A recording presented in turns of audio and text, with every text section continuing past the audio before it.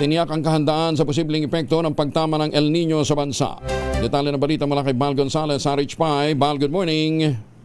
Good morning, Kuya Angel. Nagpatupad na ng iba't ibang hakbang ang National Irrigation Administration katuwang ang Comprehensive Agrarian Reform Program Irrigation Component o CARP-IC bilang paganda sa posibleng epekto ng Super El Nino sa mga sakkahan sa bansa.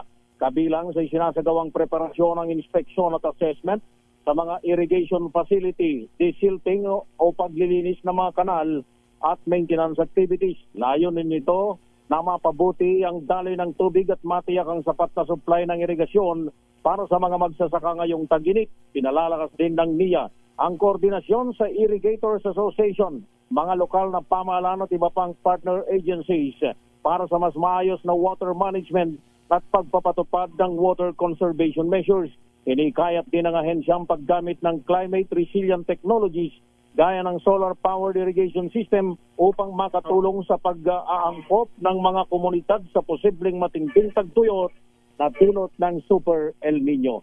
Ako si Bal Gonzales, DZRH, una sa Pilipinas, una sa Pilipino. Maganda!